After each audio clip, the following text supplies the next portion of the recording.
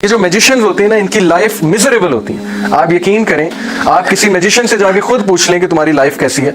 Basically होता ये है कि एक तो इन्हें ऐसी गंदगी में इन्वॉल्व करते हैं ना, ऐसे फिल्थ में इन्वॉल्व करते हैं कि इनको खुद कुछ समझ नहीं आती, और they have sold their souls. और ये जितने भी एक्टर्स हैं हॉलीवुड के, ये जो इल्यूमिनाटी की एक इंडस्ट्री है जो कि हम आगे जाके डिस्कस करेंगे, they have to do very despicable things, filthy things, ऐसी चीजें जो ह्यूमन नेचर के बिल्कुल खिलाफ है। तो इनकी लाइफ तो वैसे ही बर्बाद हुई होती है। And these jinns are going to kill them, trust me. अगर ये पैक्ट से थोड़ा सा बाहर होते हैं, और सबसे पहले ये इनकी बीवी को कत्ल करते हैं, बीवी को नहीं तो बच्चों को कत्ल करते हैं। और ये बिल्कुल सही बात है, कई मैजिशियंस को सबसे पहले जब अटैक होता है तो बीवी पे होता है, उसके बाद उसके बच्चों को भी मार देते हैं। तो बहरहाल, these things are going to harm them, not benefit them. But the children of Israel certainly knew that whoever purchased the magic would not have in the hereafter any share. What happened? Problem. So, inshallah, I'm going to show you guys here. तो basically मैं आपसे discuss कर रहा था history of black magic, कि black magic कहाँ से शुरू हुआ और ब्लैक मैजिक जो है वो किस तरह से लर्न किया ज्यूज ने। और ज्यूज जो है खबीस और जो जिन्नात थी, हज़रत सुलेमान अलैहिस्सलाम पे इल्जाम लगाते थे। They used to blame him कि सुलेमान ने हमें सिखाया ब्लैक मैजिक। तो Allah defended his prophet in the glorious Quran. He said कि सुलेमान ने नहीं सिखाया इन्हें, असल में इन्होंने खुद सीखा जाके, और जिन्नात ने, डेविल्स ने इन्हें सिखाया। अब एक ग्रुप है नाइट टेम्पलर्स का, आपने उसके बारे में पढ़ा है, नाइट टेम्पलर्स का जो ग्रुप है। नाइट टेम्पलर्स जो थे ये एक कह लें कि एक सेक्ट था क्रिश्चियंस का, सलाहुद्दीन अय्यूबी रहीमहुल्लाह के दौर में, लेट्स से इन 1200 सी और 1300 समथिंग लाइक 1100 टू 1200 सी, इसके दरमियान में सलाहुद्दीन अय्यूबी आए।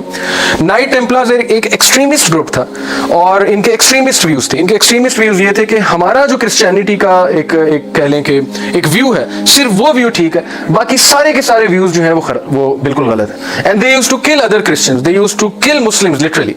और इन्होंने बहुत तहलका मचाया हुआ था। और ये वो लोग थे who used to wear, ये आप देख सकते हैं in the next slide, you must have seen such costumes, कि जो क्रूसेडर्स, बिल्कुल नाइट टेम्पलर्स यहाँ से निकले थे क्रूसेडर्स, और रेड रंग का क्रॉस इन्होंने यहाँ पे लगाया होता था, और फेस पे पहनते थे, एक मास्क पहनते थे। ये लोग कौन है? Night Templars. इसके ऊपर आप डॉक्यूमेंट्री कभी देखें यूट्यूब पे, आप सिंपल लिखें हिस्ट्री ऑफ नाइट टेम्पलर्स, और हारून याहिया की मिलती है तो वो सबसे बेस्ट डॉक्यूमेंट्री, वो आप देखें। नाइट टेम्पलर्स ने क्या करना शुरू किया था कि इन्होंने कबाला मैजिक जो था, वो मैजिक जो सुलेमान अलैहिस्सलाम ने, वो नुस्खे थे कबाला मैजिक के, जो उन्होंने अपने तख्त के नीचे जो दफन कर दिए थे। क्योंकि हजरत सुलेमान के दौर में जो ना मैजिक बहुत ज्यादा ग्रो कर रहा था, तो हजरत सुलेमान ने क्या किया था कि सारे नुस्खे पकड़ के उन्हें दम करके अपने तख्त के नीचे जो है वो बरी कर दिया था हजरत सुलेमान ने, ताकि जिन्स वहां तक ना पहुंच सके। और जिन्स वहां तक नहीं पहुंच सकते थे क्योंकि सुलेमान अलैहिस्सलाम ने उन्हें बरी किया था, और जिन्स की वहां तक पहुंच नहीं थी। अब जिन्स ने कम्युनिकेट करना शुरू किया ह्यूमन बीइंग से।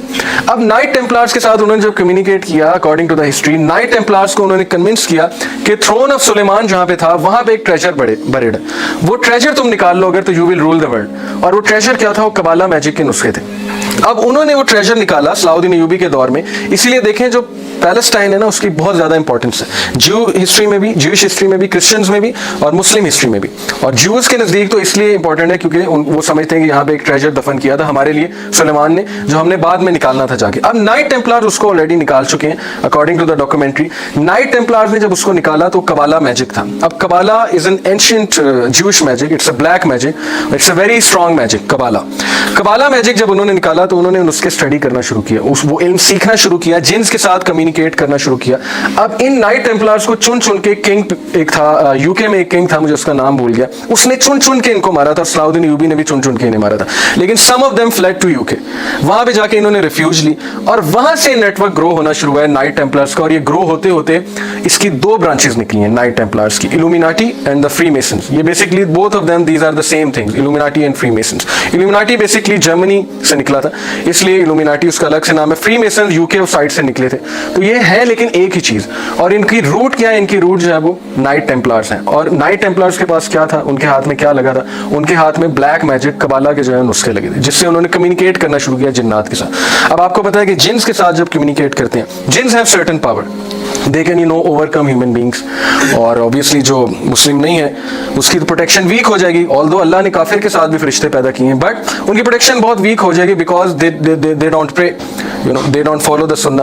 तो ऑब्वियसली उन पे ओवर पावर करना बहुत ईजी है। आपने एक्समैन देखी होगी, आप सबने, मेजॉरिटी ने। एक्समैन में एक करेक्टर था, एक्समैन 2011 की जो मूवी है, मुझे उसका एग्जैक्ट नाम भूल गया, उसमें एक करेक्टर था, जो कि एनर्जी को हार्नेस कर लेता था अपने अंदर। क्या उस कैरेक्टर का नाम था? उसके साथ बाकी उसके 3-4 जो है ना वो बता दें, शर्माए ना, कोई कुछ नहीं कहता आपको। उसमें एक अज़ाज़ील कैरेक्टर भी था। अज़ाज़ील बेसिकली वैसे इब्लीस का नाम है, अज़ाज़ील। एक्स-मैन में भी देखें जो कॉन्सेप्ट दिखाया है वो क्या कॉन्सेप्ट दिखाया है? Mutants versus human beings. मैं समझता हूँ कि बेसिकली कॉन्सेप्ट यही दिखा रहे हैं कि evil jinns versus the human beings. वो जो म्यूटेंट्स हैं, who are they? People with special powers, और जिन्स की स्पेशल पावर्स हैं। अब आपने देखा होगा कि वो अकेला बंदा रशिया की और अमेरिका की जो है वो वॉर करवाने लगता है। आपने उस मूवी में देखा होगा, पुरानी मूवी है, मैं इसलिए जिक्र कर रहा हूँ, 2011 की मूवी है। अब शैतान भी क्या करता है? Iblis, he is very much involve. हम ये समझते हैं कि इब्लीस जो है वो एक मासूम सा बस जिन है, वसवसे डालता है और उसका कोई काम नहीं है, बट ट्रस्ट मी, इब्लीस ने ऐसी ऐसी बातें की हैं हमारे बारे में। आप कुरान को कभी स्टडी करें, उसने इतनी हेटेड शो की है, इतनी हेटेड शो किया ह्यूमन बींग्स के लिए, क्योंकि हम उसके बहुत ही खुले दुश्मन हैं। And we must take him as an enemy. Imam Ghazali रहमहुल्लाह कहते हैं कि जूस के साथ ट्रूस हो सकता है, एग्रीमेंट हो सकता है, क्रिश्चियंस के साथ हो सकता है, आपका बदतरीन दुश्मन एक दिन आपके साथ एग्रीमेंट कर सकता है दुनिया में, लेकिन शैतान आपके साथ कभी एग्रीमेंट नहीं करेगा। और वो शैतान को तभी चैन आएगा जब वो आपको कहां पे पहुंचा देगा? जहन्नम में पहुंचा देगा। अपने साथ जब तक वो नहीं ले डूबेगा तब तक ही वॉन्ट गिव अप। अब शैतान जो है Iblis, he is very much involve. He comes in human shape. ये हम कुरान से प्रूफ देखेंगे how he comes in human shape. He is in communication with these people. ये जो नाइट टेम्पलर से जो एक ग्रुप निकला हुआ है, फ्री मेसन्स का, इल्यूमिनाटी का, जो दो रूट से दो ब्रांचेस निकली हुई हैं, he is very much in communication with them. He comes to them, he talks with them obviously. और इसका प्रूफ है नबी सल्लल्लाहु अलैहि वसल्लम के दौर में नहीं आया था ह्यूमन शेप में। Who came and gave the idea of to kill Prophet सल्लल्लाहु अलैहि वसल्लम? Obviously इब्लीस आया था।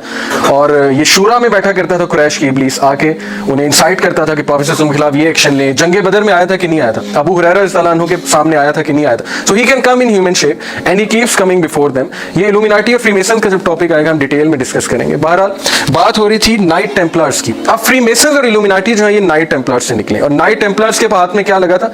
कबाला मैजिक के कुछ नुस्खे लगे थे। अब कबाला मैजिक क्या है? कबाला मैजिक बेसिकली ये बड़ी स्क्रीन होती है, मैं आपको थोड़ा सा समझाने की कोशिश करता। ये इनका एक गॉड है और इस गॉड के डिफरेंट नाम है। बेसिकली इसका एक नाम है बाल, BAAL, और आप देख सकते हैं कि सरपेंट भी है इसकी एक शेप, और गोट शेप है, इसके माथे पे स्टार का निशान बना हुआ है। डिफरेंट इसके साइंस एसोसिएट किए गए इसके साथ, साइंस एंड सिंबल्स, और हर चीज़ का एक मतलब है। ये बेसिकली इल्यूमिनाटी और फ्रीमेसन्स दोनों का एक गॉड है। वो इसे गॉड नहीं कहते, वो ये कहते हैं कि हमारे लिए एक हायर फिगर है और हमारे लिए एक इल्यूमिनेशन का सिंबल है। और इल्यूमिनेशन क्या है कि हम किसी और वर्ल्ड के साथ जो है कनेक्ट करने की कोशिश कर रहे हैं, इल्यूमिनेट हो रहे हैं, हम एनलाइटन हो रहे हैं। वो ये कहते हैं, वो इसको इस तरह से इंटरप्रेट करते हैं। बट वी नो कि these things, such kind of shapes, ये शेप्स हदीस में बाकायदा जो है इसकी आई हुई है कि इस तरह की शेप्स जो है जिन्नात लिया करते हैं। और डेफिनेटली मैं कहता हूँ कि इस तरह की कोई चीज़ देखी होगी उन्होंने, तभी उन्होंने ये पेंटिंग बनाई है, तभी उन्होंने मुजस्मा बनाया। मिस्टर क्रॉले का आपने नाम सुना है? ऑजी ऑसबॉर्न ने इस पर गाना बनाया हुआ है, मिस्टर क्रॉले। जो मिस्टर क्रॉले था उसका पहला नाम मुझे निकल गया, क्रॉले खैर उसका नाम था। उसने सैटेनिक बाइबल भी लिखी थी उसने, और उसने क्लेम ये किया था कि मैं एक ऐसी बीइंग को देखता हूँ, और उसने उसकी ये शक्ल बताई थी। उसने पेंसिल से ड्रॉ भी किया था, कॉपी में। सॉरी, कोडेक्स जो थी बाइबल, सैटेनिक बाइबल उसने लिखी थी, मुझे नहीं, कोडेक्स, ओके। तो उसने ये शेप बनाई थी, उसने प्रूव किया था कि मैं इसके साथ कम्युनिकेट करता हूँ और मुझे बातें बताता है, और उसको डिक्लेयर किया था साइको पेशेंट है, मजाक कर रहा है। बट वी नो कि these things are real. You know, Satan can communicate with human beings. He has been communicating at the time of Prophet sallallahu alaihi wasallam. So why not? Freemasonic lodges हैं, by the way, light कब आएगी?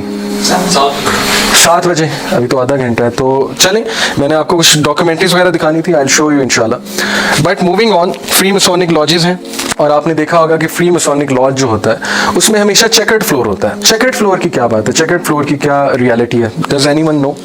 Checkered floor का ताल्लुक क्या है इनके ritual से? Jinns, black magic, Freemasons, Illuminati, why always chequered floor? Trap करता है वो एनर्जी को। ओके, ठीक है। इसमें इस्लाम हुक्म है कि जहाँ लाइट और डार्कनेस होती है उसके दरमियान में शैतान होता है। तो ब्लैक एंड बिल्कुल सही, बिल्कुल सही। concept of yin yang okay, जो sign होता है, it's for example one is the dark side, one is the, correct correct, तो ये तो contrast पैदा करते हैं, equality, they represent equality or something. बिल्कुल सही, बिल्कुल सही। So all these interpretations they are correct, but basically हमने हदीस से देखना है कि what is the science behind it. और अकॉर्डिंग टू हदीस, देयर इज हदीस ऑफ प्रॉफेट सल्लल्लाहु अलैहि वसल्लम। वो हदीस ये है कि when you sit, do not sit in such a posture कि आप आधे सनलाइट में हो और आप आधे डार्कनेस में हो। तो सहाबा ने पूछा कि व्हाई नॉट? तो एक और हदीस में उसका जवाब है, अहमद, मुस्नद अहमद की हदीस है, because this is the sitting of शैतान। शैतान इस तरह बैठा करता है, जिन्नात इस तरह बैठते हैं। अब इस हदीस से ये पता लगा कि इसका कनेक्शन, इस चीज का, ब्लैक एंड व्हाइट का, चेकर्ड फ्लोर का, डार्कनेस एंड सनलाइट, इसका जो है कनेक्शन किसी ना किसी तरह जिन्नात से जाके मिलता है अकॉर्डिंग टू दिस हदीस। और अराइवल्स अगर आपने देखी आप में से किसी ने, उसमें काफी डिटेल में ये चीज उन्होंने डिस्कस की है कि चेकर्ड फ्लोर बेसिकली ये होता है कि it's a gateway, opening of a gateway.